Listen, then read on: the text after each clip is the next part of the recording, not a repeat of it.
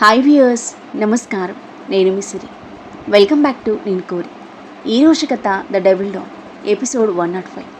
మీ మనసుకు నచ్చే అత్యంత అద్భుతమైన కథ. రచించిన వారు బృంద గారు. కథ నచ్చితే లైక్ చేయండి. ఈ కథపై మీ అభిప్రాయాన్ని తప్పకుండా కామెంట్ చేయండి. ఇక కథలోకి వెళ్తే, అమ్మ ఈ రూమ్లో ఉండు, నీకు బట్టలు అవసరమైన వస్తువులు నేను తెప్పిస్తాను, మొహం కడుక్కో, నేను భోజనం తీసుకొస్తాను అని ఆరుహి చెప్పగా, అలాగే అమ్మా అని నవ్వుతూ తల ఊపిన సుభద్ర ఆరుహి రూముల నుండి బయటకు వెళ్ళగానే ఈవిల్ స్మైల్ ఇచ్చింది. దీని అదృష్టం, ఇంత పెద్ద ఇంట్లో మహారాణిలాగా బ్రతుకుతుంది. దాని జీవితం ఇలా మారుతుందని అది కలలో కూడా ఊహించుండదు.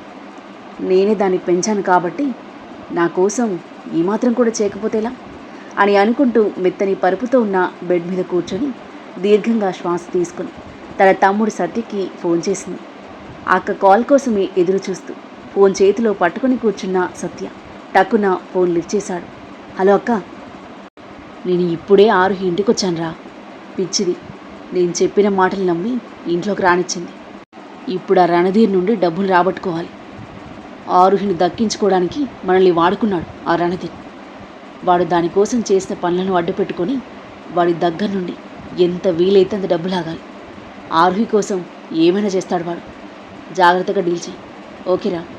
నవ్వుతూ ఫోన్ పెట్టేసి ఫేస్ వాష్ చేసుకుని వచ్చింది. కాసేపటికి ఫుడ్ తీసుకువచ్చింది ఆరుహి. తినేసి పడుకో, ఏదైనా కావాలంటే పని మనిషి పూర్ణ ఈ కారిడార్ లాస్ట్ రూమ్లో ఉంటుంది, తన్ని అడుగు అని చెప్పి తన రూమ్లోకి వెళ్ళింది ఆరుహి. బెడ్పై వాలిపోయి ఫోన్లో రీల్స్ చూస్తూ ఉంది. రణధీర్ ఆరుహి ఫోన్ తీసుకున్న నెల రోజుల తర్వాత వారం రోజుల ముందే తన ఫోన్ తనకి తిరిగిచ్చాడు. బయటికి ఎక్కడికి వెళ్ళొద్దు అనే కండిషన్తో. ఫోన్ చూస్తూ నిద్ర ఆవహించగా ఫోన్ పక్కన పెట్టి నిద్రలోకి జారుకున్న తనకి సాయంత్రం 5 అవుతుండగా మెలకు వచ్చింది. కాఫీ తాగేసి పూర్ణతో పాటు కిచెన్లో చేరింది.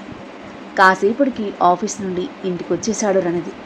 అప్పుడే తన రూమ్లో నుండి హాల్లోకి వస్తూ స్టెప్స్ వైపు వెళ్తున్న రణధీర్కి ఎదురైంది సుభద్ర. నమస్తే బాబు, అమాయకంగా మొహం పెట్టి 2 చేతులు జోడించింది. రణధీర్ ఆమెను తదేకంగా చూస్తూ, నిన్ను ఇంట్లో ఉంచడం నాకు అస్సలు ఇష్టం లేదు, కానీ ఆరుహి కోసం ఒప్పుకున్నాను. పిచ్చి వేషాలు వేయకుండా సక్రమంగా ఉండు అని చెప్పాడు గంభీరమైన స్వరంతో. ఉంటాను బాబు, మీరు నన్ను ఇక్కడ ఉండడానికి అనుమతిచ్చారు, దానికి మీకు రుణపడి ఉంటాను అంది.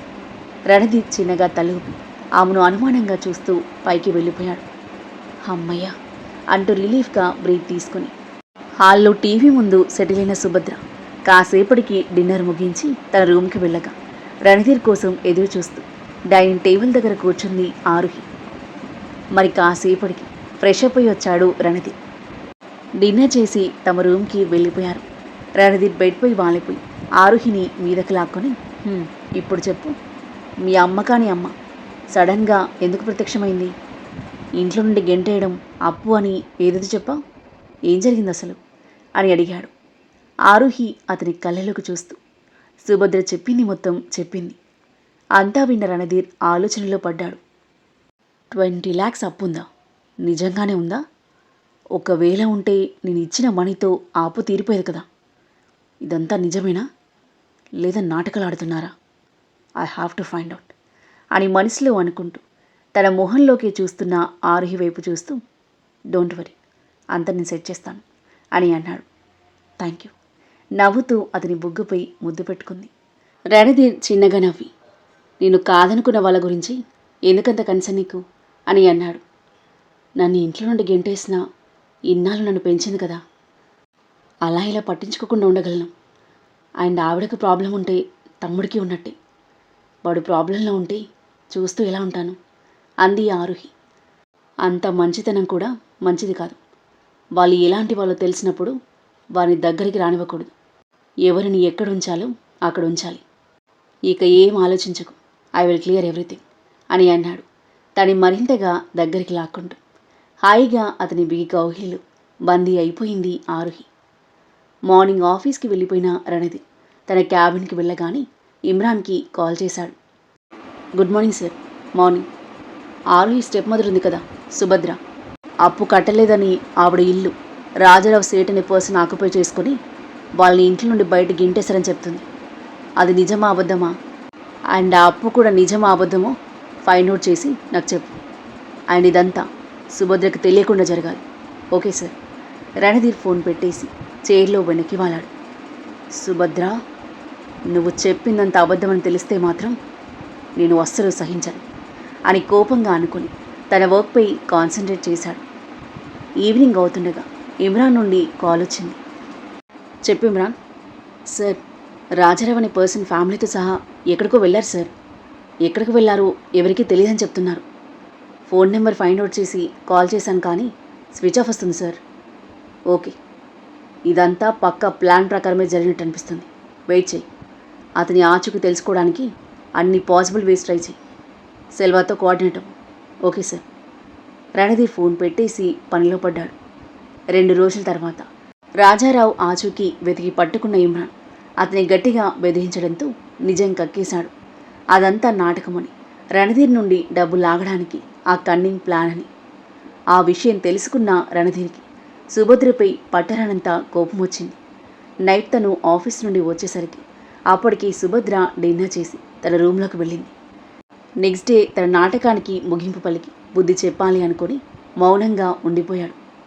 మరోవైపు ఇదంతా ఏమీ తెలియని సుభద్ర తన ప్లాన్ను ఎలా ఇంప్లిమెంట్ చేయాలా అని ఆలోచిస్తూ రూమ్లో అటూ ఇటూ తిరుగుతూ ఉంది.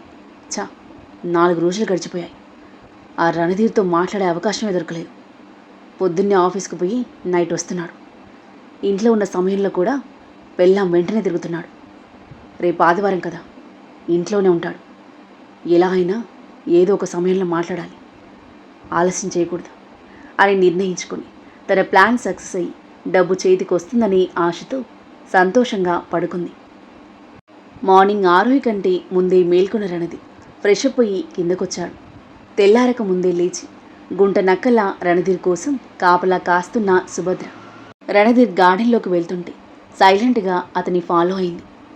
తన అడుగుల అలికిడి విని వెనక్కి తిరిగి చూసిన రణధీర్ తన వైపు వస్తున్న సుభద్రని సీరియస్గా చూస్తూ హ్యాండ్స్ ఫోల్డ్ చేసుకుని నిల్చొని ఆమె దగ్గరికి రాగానే, ఏంటి, నాతో ఏమైనా మాట్లాడాలా అని అడిగాడు.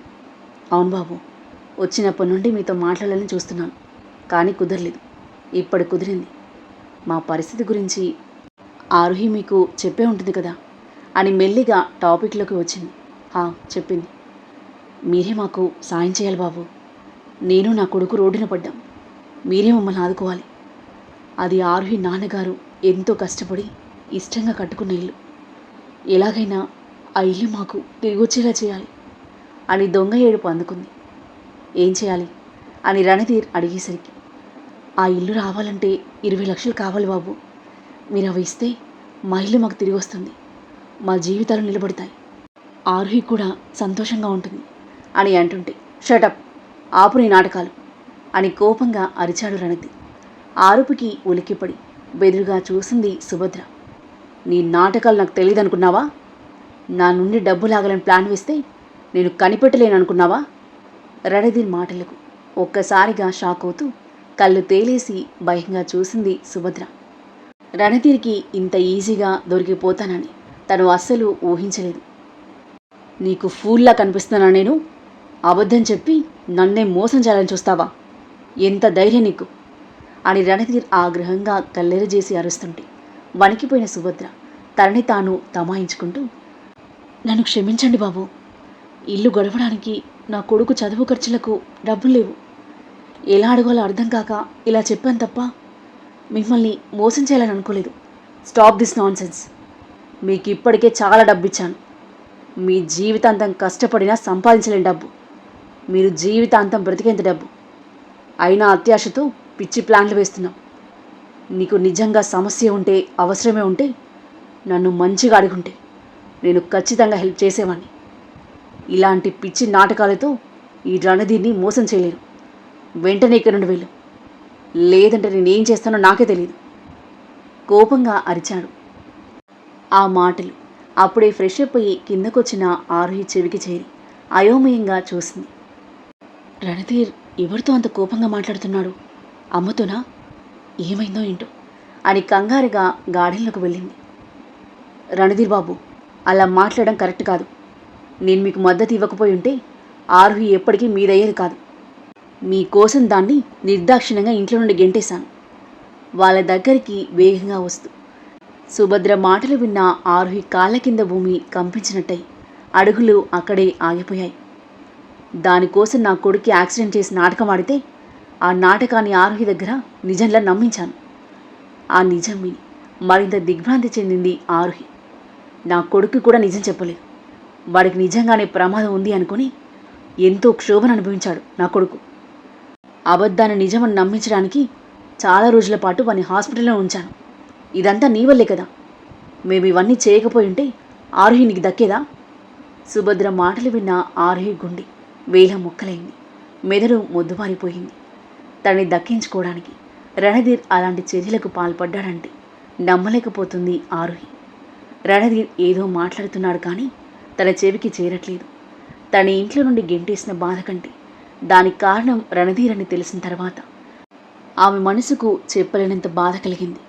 తన తమ్ముడి యాక్సిడెంట్ని అడ్డుపెట్టుకుని రణధీర్ తనని కాంట్రాక్ట్లో బంధించడం, తన ఇష్టం లేకుండా తనని సొంతం చేసుకోవడం, ఇవన్నీ ఆమె కళ్ళ ముందు గిరున తిరుగుతూ ఉంటే ఆమె గుండెని ఎవరో చేత్తో చిదిమేసినంత బాధగా, మంటల్లో కాల్చేసినంత నొప్పిగా అనిపించింది. తలంతా గిరున తిరుగుతున్నట్టుగా అనిపించింది. రణధీర్ మీద పట్టనంత కోపం వచ్చింది. నువ్వు చేసిన వాటికి ప్రతిఫలంగా నీకు 40 లక్షలు ఇచ్చాను. నీ కొడుకు గురించి ఆలోచించి నాకు ఇష్టం లేకపోయినా 20 లక్షలు ఇస్తాను. వాణ్ణి బాగా చదివించు. ఇక నా నుండి ఏమీ ఆశించకు. వెలిక నుండి ఇంకోసారి ఇక్కడికి రావాలన్న ఆలోచన కూడా చేయకు.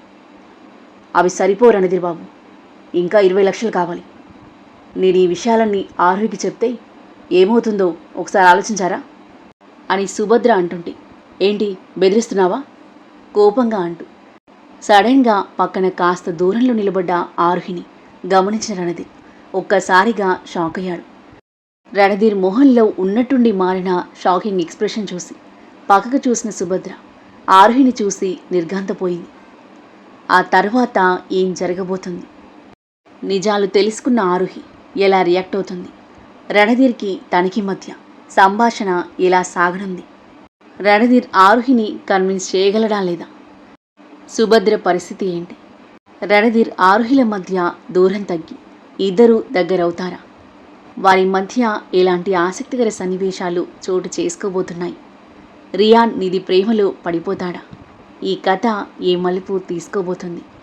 అద్భుతమైన కథనంతో ఊహకందని మలుపులతో ఎంతో ఆసక్తికరంగా సాగి ఈ కథ యొక్క నెక్స్ట్ ఎపిసోడ్ కోసం మన నెక్స్ట్ వీడియో చూడండి.